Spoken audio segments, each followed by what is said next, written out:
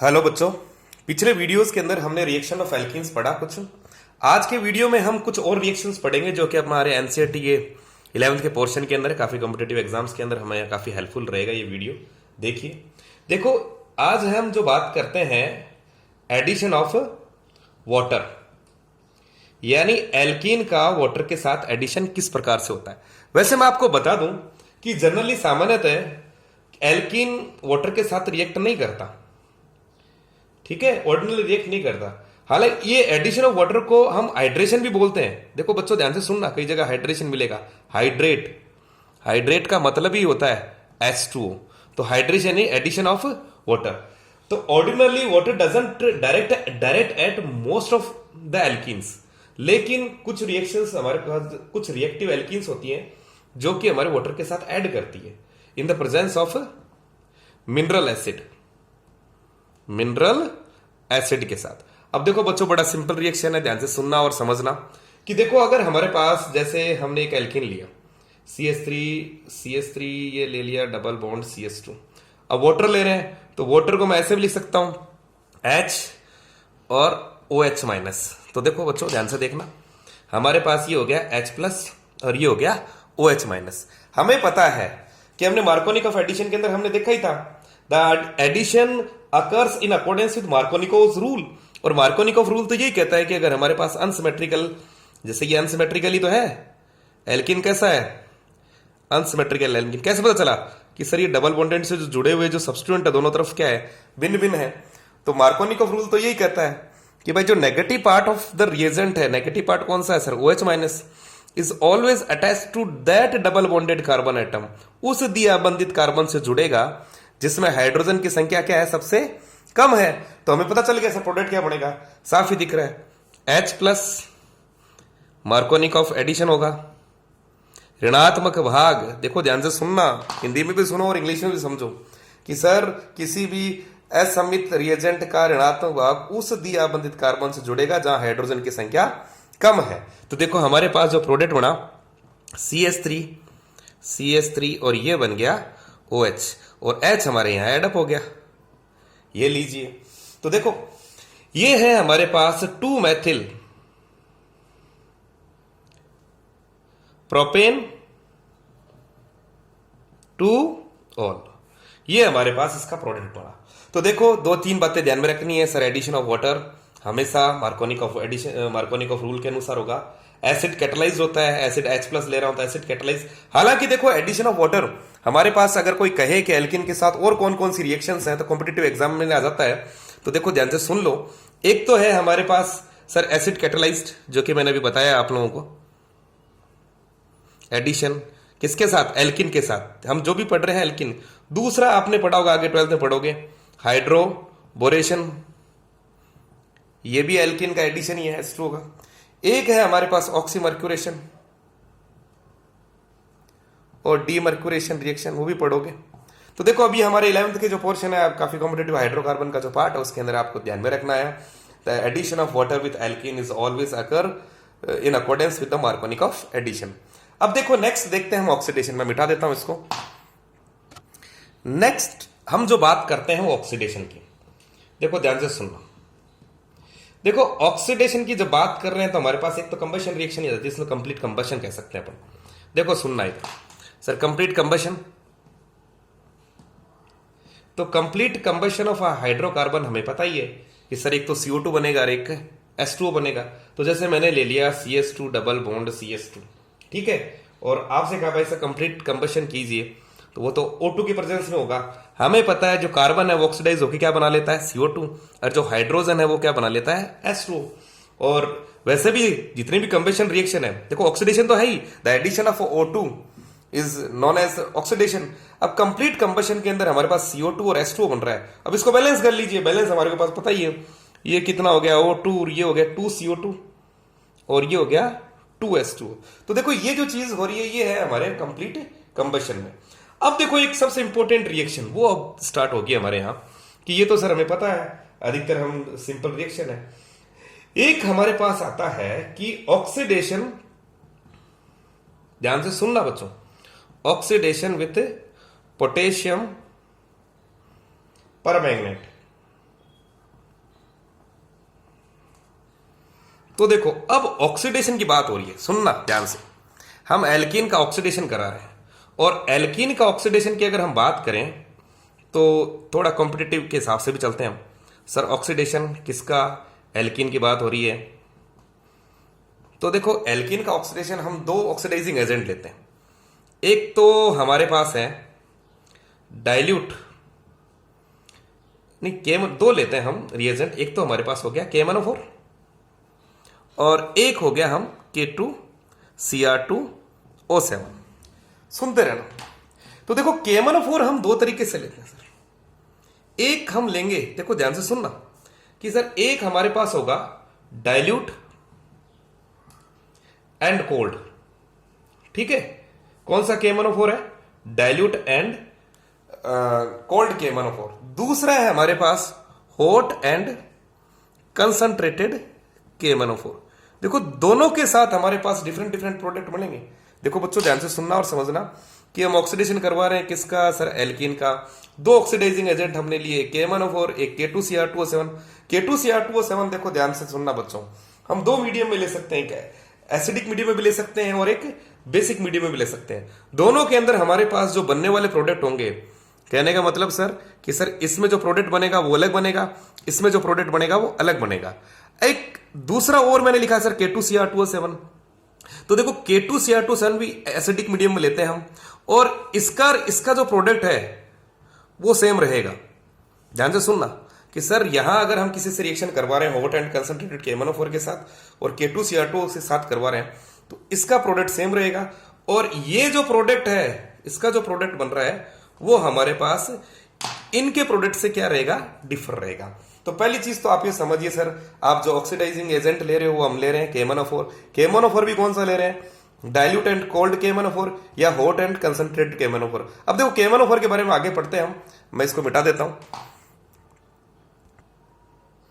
देखो बच्चों ध्यान से कि सर आपने लिया कोल्ड, डाइल्यूट, और हम इसको अल्कलाइन मीडियम में भी कह सकते हैं KMnO4।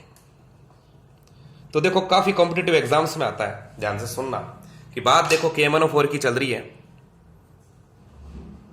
KMnO4 के अंदर मैंने ये लिया है, तो देखो इसको कोल्ड डाइल्यूट या कोल्ड डाइल्यूट KMnO4 को हम कहते हैं बेयर रिएजेंट, बेयर्स रिएजेंट। ध्यान से सुनना, this is known as a Baeyer reagent, Baeyer's test भी कहते हैं, बेयर्स रिएजेंट। तो देखो ये जो बेयर रिएजेंट भी बोलते हैं, ये बेयर रिएजेंट वास्तव में सर काम क्या आता है। तो देखो एक तरह से टेस्ट भी है। किस चीज का टेस्ट है ये, test for unsaturation, test for unsaturation, यानी किसी भी ऑर्गेनिक कंपाउंड के अंदर या किसी भी कंपाउंड के अंदर हमें ये पता लगाना हो सर असंतृप्तता है कि नहीं उसके अंदर, तो उसके लिए हम जो टेस्ट करते हैं उसके लिए हम लेते हैं बेयर रिएजेंट। और बेयर रिएजेंट कई बार एक नंबर में, कई ऑब्जेक्टिव क्वेश्चंस में आपके पूछ लिया जाता है कि बेयर रिएजेंट क्या है। तो बेयर रिएजेंट क्या है भाई, देखो एक number question, sir cold dilute alkaline KMnO4 के सॉल्यूशन को हम क्या कहते हैं, बेयर रिएजेंट, बेयर अभिकर्मक। और ये क्या काम आता है सर, किसी भी ऑर्गेनिक कंपाउंड में असंतृप्तता की पहचान के काम आता है, ठीक है। तो देखो ध्यान से सुनो, अब देखो हमें पता है कि सर एल्कीन के अंदर क्या है सर, एक चीज समझिए सर, एल्कीन के अंदर हमारे पास पाई बॉन्ड है, और पाई बॉन्ड क्या करते हैं, readily oxidized by cold dilute और neutral alkaline KMnO4 solution to give vicinal 1,2 diols.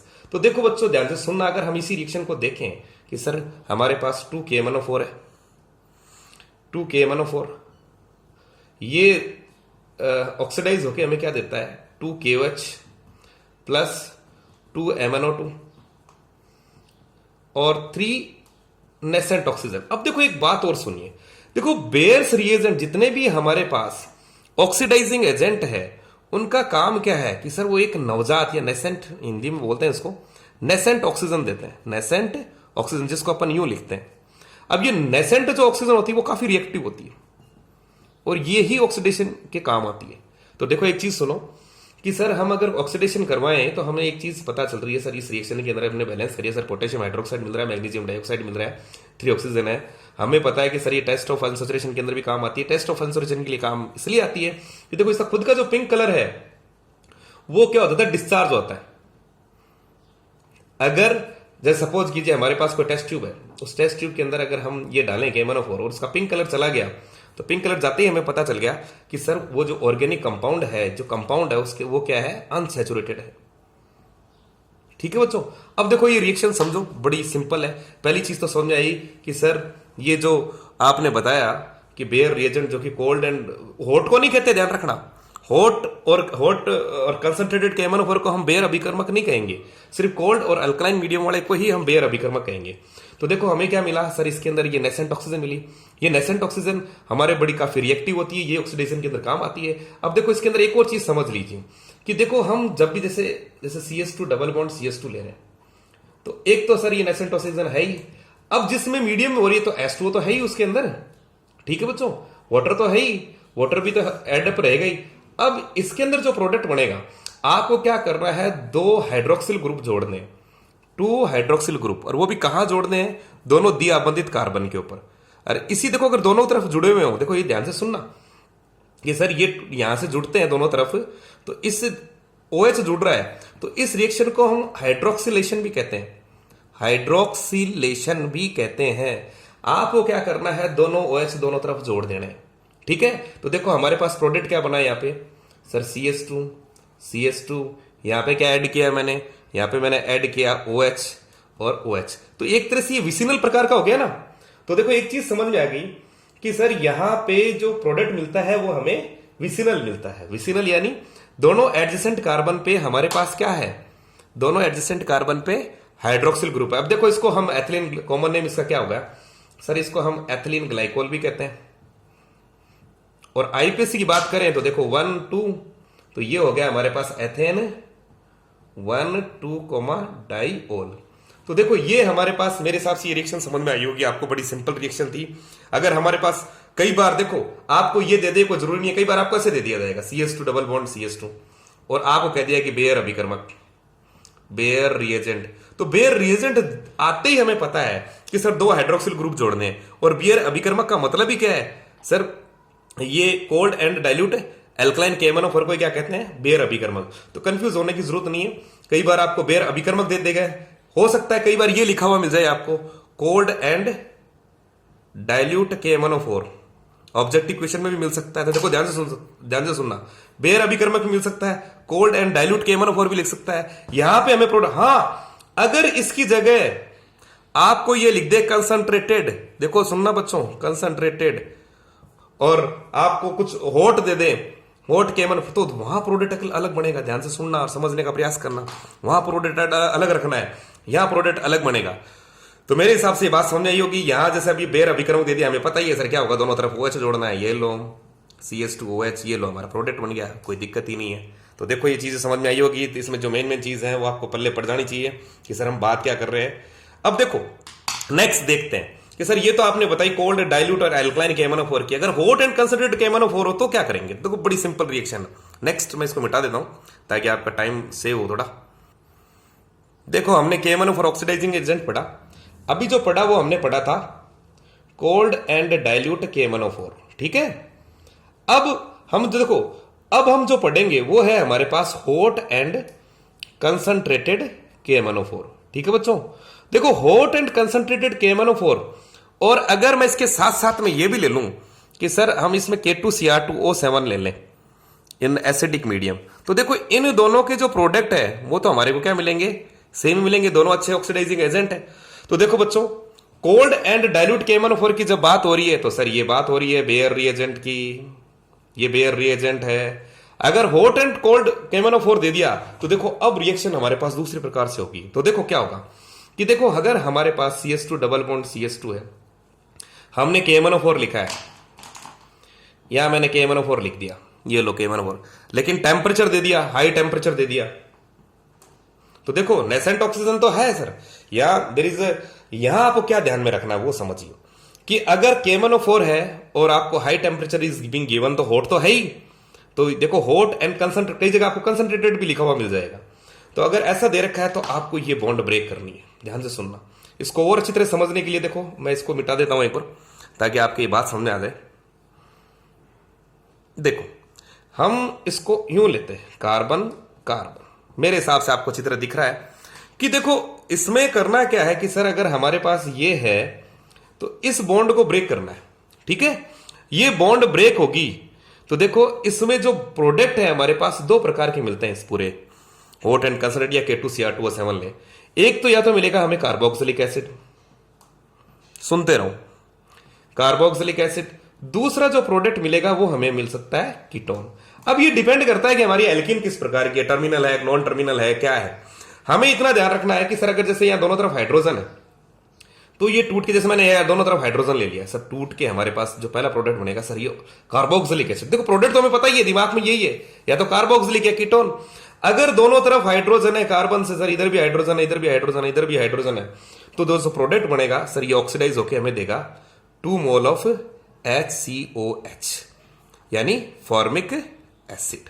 सुनते रहना सर, फॉर्मिक एसिड मिला यानी दोनों तरफ दो दो ऑक्सीजन जोड़ के हमारे पास फॉर्मिक एसिड बना है, कार्बोक्सिलिक एसिड। लेकिन ये क्या थोड़ा सा अनस्टेबल नेचर का है, देखो ध्यान से सुनना, अनस्टेबल नेचर का है और ये जल्दी ही टूटकर क्या दे देगा सर H2O और CO2। बैलेंस कर लेना आप लोग, ये लो। अब देखो अगर इसी की देखो कंडीशंस देखिए कि सर यहां अगर मैं CH3 लिख दूं, ये हमारे पास H हो जाए और ये है HH। हमें पता है कि सर को कंसंट्रेटेड KMnO4 ले रहे हैं और हाई टेम्परेचर ले रहे हैं, कंसंट्रेटेड KMnO4 और हाई टेम्परेचर ले रहे हो। हमें पता है तोड़ना कहां से है, यहां से तोड़ना है, दोनों कार्बोक्सिलिक एसिड बनाना है। तो देखो यहां कार्बोक्सिलिक एसिड सर यहां CH3 जुड़ा हुआ है पहले ही, तो एक हमारे पास क्या बन गया सोचिए सर, CH3 COH, दो कार्बन का हमें क्या बनाना है कार्बोक्सिलिक, दो कार्बन ही तो है, देखो एक कर दो, यहां एक कार्बन का हमें क्या बनेगा सर, ये तो मेथनोइक एसिड या फॉर्मिक एसिड, फॉर्मिक एसिड का आईपीएस नेम होता है मेथनोइक एसिड, HCOH। अब देखो ये तो बच्चों ऐसा कैसा रहेगा, एथेनोइक एसिड है जिसको अपन एसिटिक एसिड ही बोलते हैं, लेकिन ये क्या है अनस्टेबल है सर, ये आगे और टूटेगा H2O प्लस CO2। मेरे हिसाब से ये बात आप लोगों को समझ में आ रही होगी। अभी सपोज करो मैंने ये थर्ड केस और ले लेता हूं।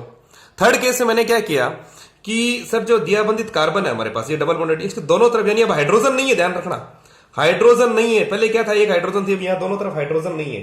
तो देखो अगर मैंने यहां CH2 ले लिया, हमारे पास कंसंट्रेट KMnO4 है ही, अब क्या होगा तो देखो हमें तो तोड़ना है सर, कार्बोक्सिलिक एसिड बनाना है। तो देखो यहां अगर दोनों टर्मिनल हमारे पास हाइड्रोजन नहीं है, ध्यान से सुनना कि when there is no hydrogen is over here and यहां हाइड्रोजन नहीं है, तो हमारे पास जो फॉर्मेशन होगी वो होगी कीटोन की। ये हम कीटोन की बात की थी ना, ध्यान से सुनो, कीटोन की बात की तो सर यहां पे हमारे पास फॉर्मेशन होगी कीटोन की। ये कीटोन बन गया, ये हमें पता ही है सर क्या बनेगा, फॉर्मिक एसिड बनेगा। फॉर्मिक एसिड थोड़ा अनस्टेबल होता है, आगे टूट जाएगा और H2O प्लस CO2 के अंदर। मेरे हिसाब से ये रिएक्शन आपको समझ में आई होगी। अब देखो थोड़ा सा और हम देख लेते हैं कि देखो कंसंट्रेटेड केम, यहां पर हमें देखो there is release of 4 nascent oxygen, आप ऐसे भी लिख सकते हो।